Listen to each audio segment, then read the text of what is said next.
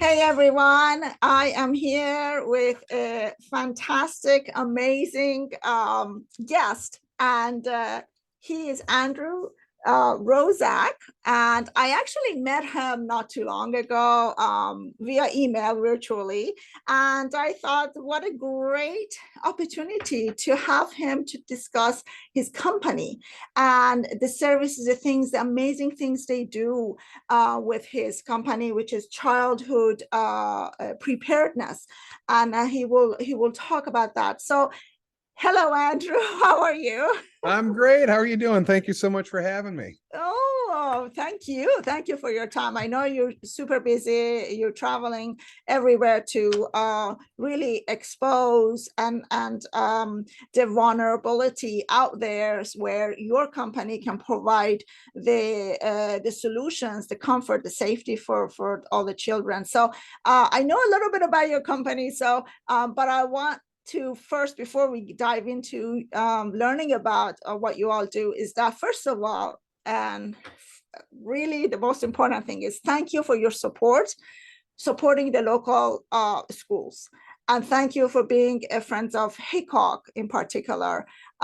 We appreciate that. We appreciate your support. And as everybody knows, all the PTAs need all the support, and Haycock is one of those that we just need your support, just like other businesses as well. So thank you for that. Appreciate that. Of Um, course. We love Haycock. Haycock's great. And I hope more businesses get on the train to help support the PTA. You guys do awesome work there. So happy to be oh, a sponsor.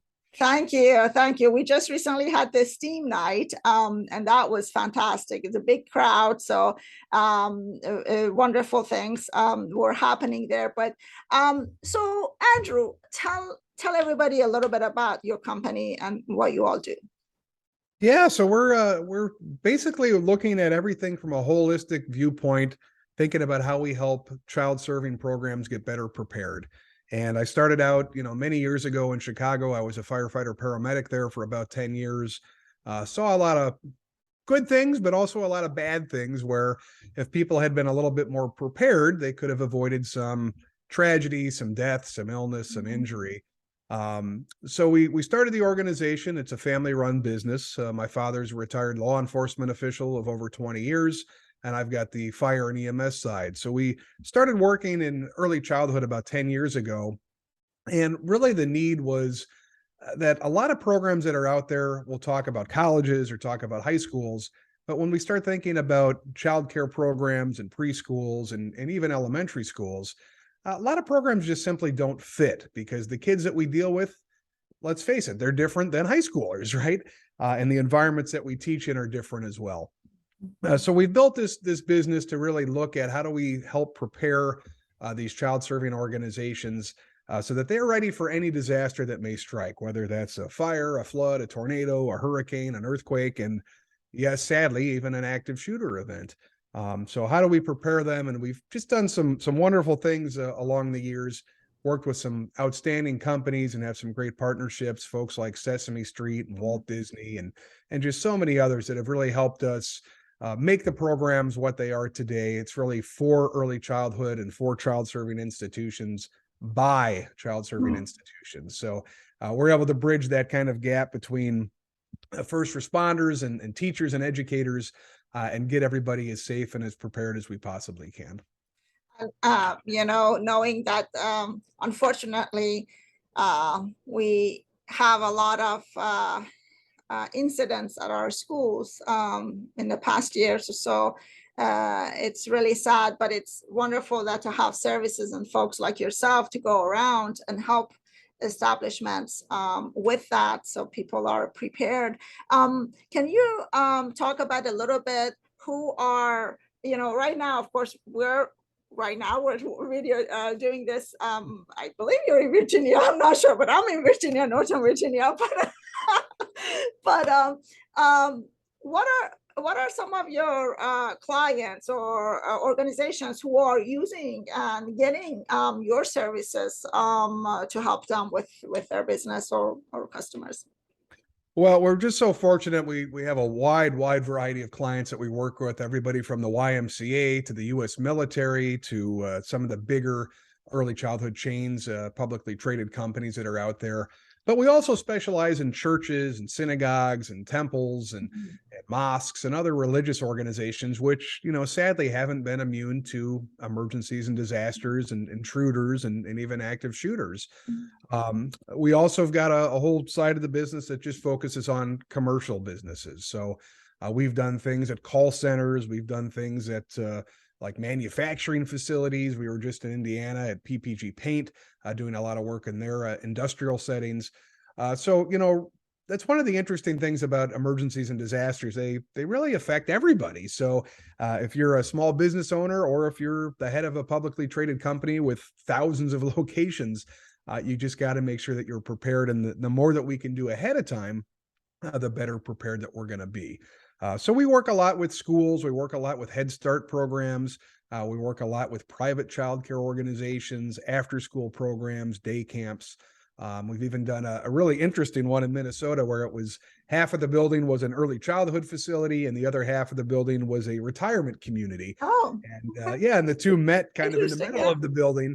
And it was really an enriching program that both sides really enjoyed. The older folks really enjoyed the younger folks, and vice versa. So we've seen a lot of unique things. We've worked with homeless shelters. We've worked with just a wide variety of organizations and institutions because everybody feels the need to be a little bit more prepared with what's going on in society. I think COVID's kind of been a little bit of a call to action.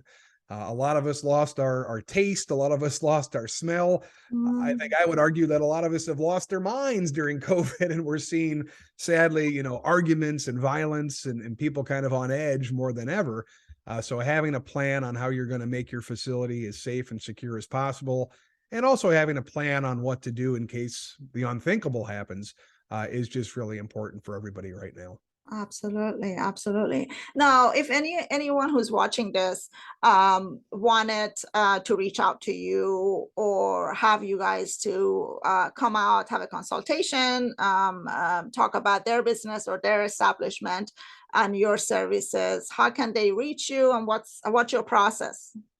Yeah, our website's probably the best. We've got childhoodpreparedness.org is our website. You can also find us on Facebook at facebook.com/childprepared. We're on Instagram, we're on Twitter, we're on LinkedIn, we're on all those social media platforms. And, I will say just kind of as you asked before, what are some of our clients? I mean, here's just some of the people that we've worked with. We've got so many, we've trained over 100,000 individuals from across the country. So it's hard to even keep the slide updated because we keep running out of room, but so many wonderful people. We also offer a whole series of free webinars and free on-demand courses. We do these a lot in partnership with other organizations. So we just put out one on firearm safety with our good friends down at Cook Children's Hospital in Texas. Every single day in this country, 13 kids are either killed or injured because of accidental firearm discharges.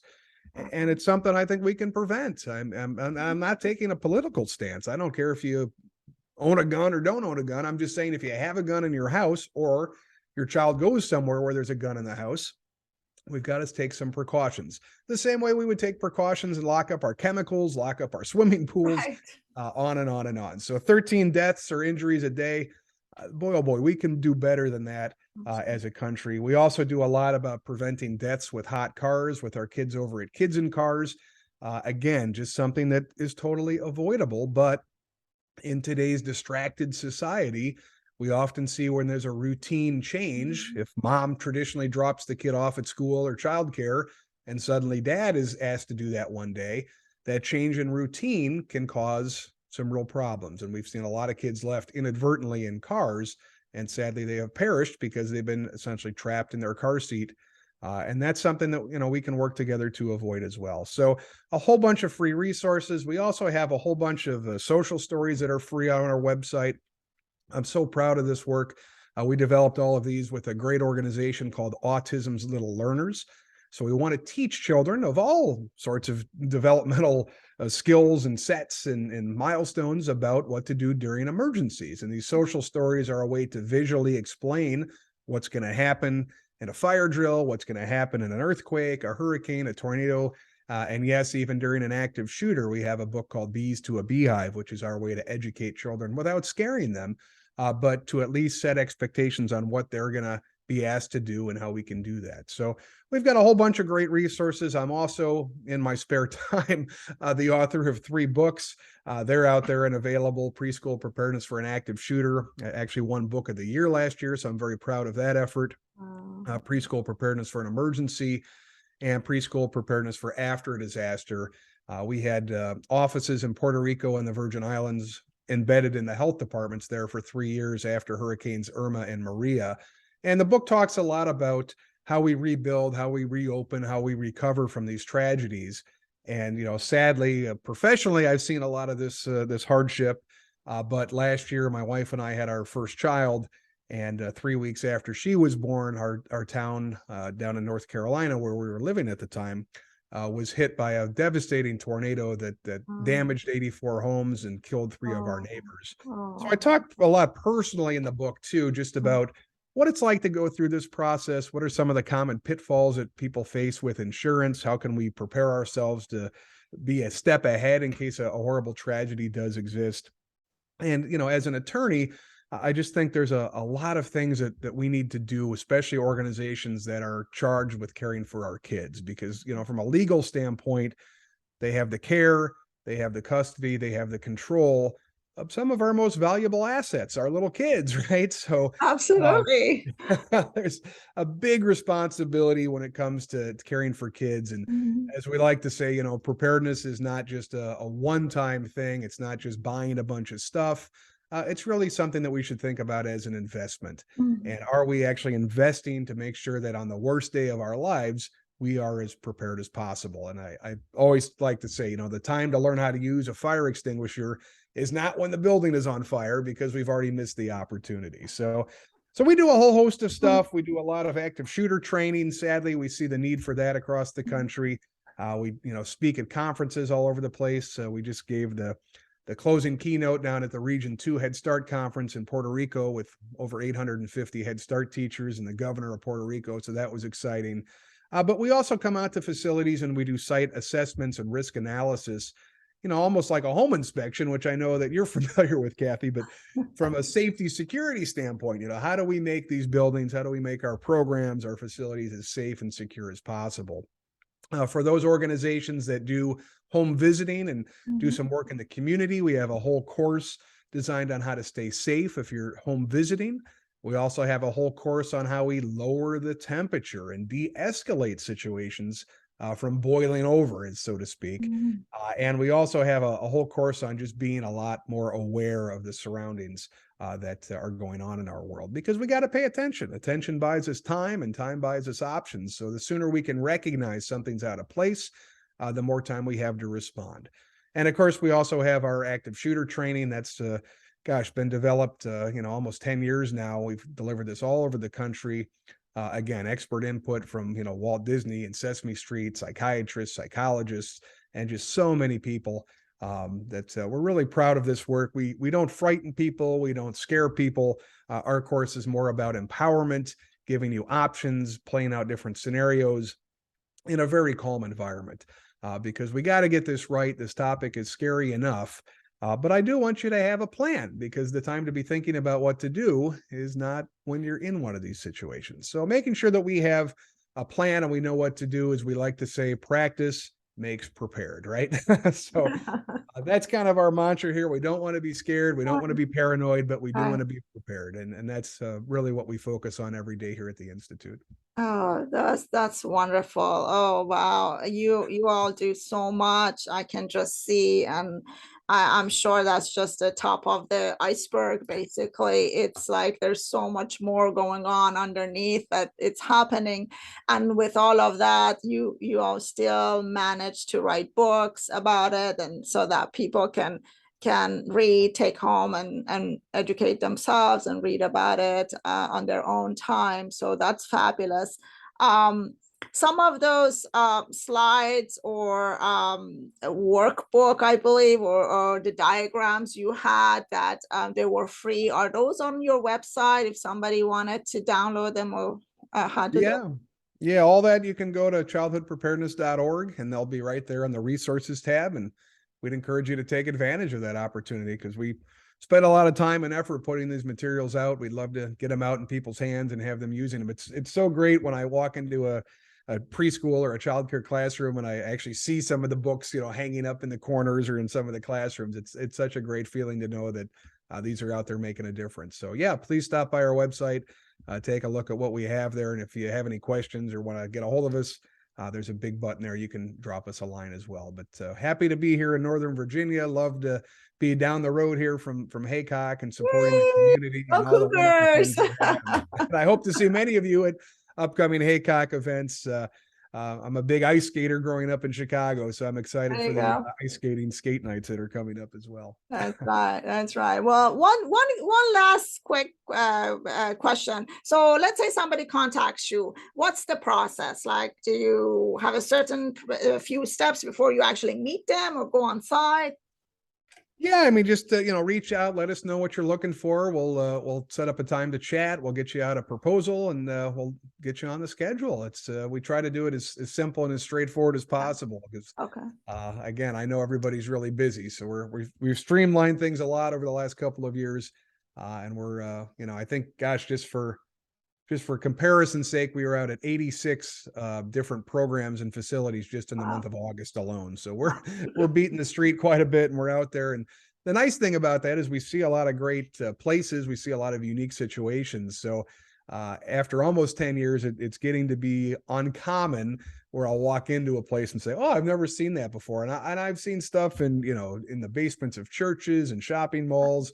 We were at one in the Native American territory, 24-hour a day childcare program in a casino. That was kind of unique. Wow. Also worked with a lot of programs in rural California that, some of which didn't even have running water, to be honest. So we've Oh, kind of seen wow. everything from coast to coast and a Wow. lot of interesting situations, but we're able to draw on that knowledge to really come up with some actionable, non-expensive solutions to help get us more prepared. I'm glad you said that non-expensive. That's a good one too, especially nowadays with how the economy is and everybody's feeling it, and it's hard for a lot of folks. So, but what amazing things that you guys do. I am amazed, but I am so happy and really congratulate you and your team for doing all of this and touching so many establishments as we really need it in safety in different ways and methods. Definitely is needed for all of us. So thank you so much for doing that. Now, one last time, where can they, what's your website and what's the Facebook? Can you give us? Sure. Yeah. You can just again? find us over at childhoodpreparedness.org. It's right there on the slide at the bottom in big white letters. So hopefully everybody can see that. And on Facebook, you can find us at facebook.com/childprepared, or you can just search Institute for Childhood Preparedness. But, just so happy to be part of the community here. And we've lived in DC for the last 20 years, moved out to the suburbs here about 2 years ago, and have just really enjoyed the whole Haycock area and all the wonderful things over at Chesterbrook and everything else that happened here in our community. So anything we can do to make our community a little bit safer, count us in. And if you have any ideas or thoughts or questions, always happy to grab a cup of coffee and talk through some ideas and solutions with everybody. Oh, well, thank you so much, Andrew. Again, appreciate your time, and congratulations and all the best for your adventures for the new year as well. Thank you so much. I really appreciate it. Hope to see All you right. soon in person. Absolutely. We got to do that. Thank you so much. Bye-bye. Bye-bye.